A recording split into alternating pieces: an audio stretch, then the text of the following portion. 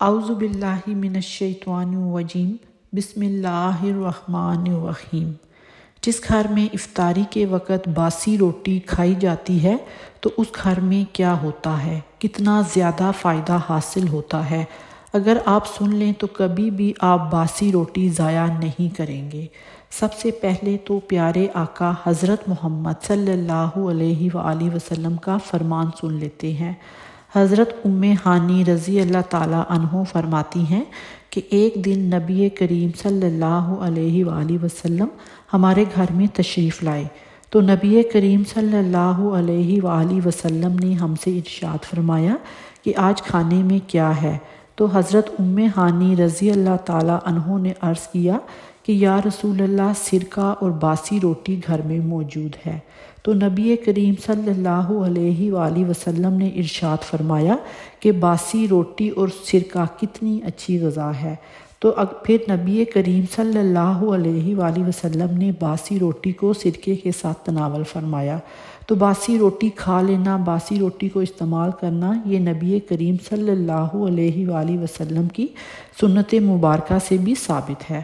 اگر باسی روٹی سے کوئی نقصان ہوتا تو نبی کریم صلی اللہ علیہ وآلہ وسلم کبھی بھی یہ نہ فرماتے کہ باسی روٹی کتنی اچھی غذا ہے۔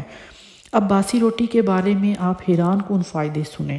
فائدہ نمبر 1، بہت سے لوگ ایسے ہیں جن کو کم عمری میں چہرے پر جھریاں پڑ جاتی ہیں، چہرے پر داغ بن جاتے ہیں، کیل چھائیاں نظر آنے لگتی ہیں اور کم عمری میں ان کے بال سفید ہونا شروع ہو جاتے ہیں۔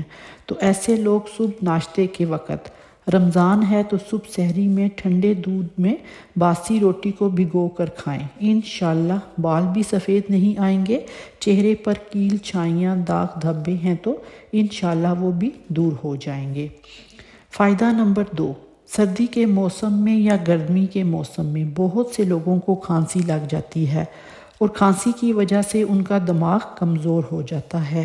کھانسی کی بیماری سے نجات کے لیے مختلف قسم کی دوائیوں کا استعمال کیا جاتا ہے۔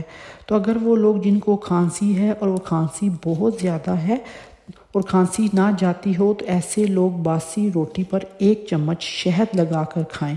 انشاءاللہ پرانی سے پرانی کھانسی بھی جڑ سے ختم ہو جائے گی۔ فائدہ نمبر 3، میری وہ بہنیں جو حاملہ ہیں اور حمل کی وجہ سے وہ مختلف قسم کی دوائیاں کھا رہی ہیں، حمل کی وجہ سے جسم میں تکلیف ہوتی ہے، جسم میں درد رہتا ہے، تو وہ بہنیں باسی روٹی کا استعمال کریں۔ انشاءاللہ ماں بھی صحت مند رہے گی اور پیٹ میں بچہ بھی صحت مند رہے گا۔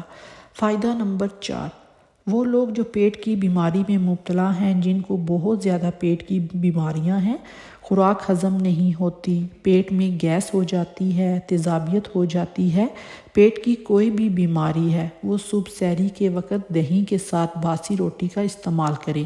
انشاءاللہ پیٹ کی ہر بیماری ختم ہو جائے گی۔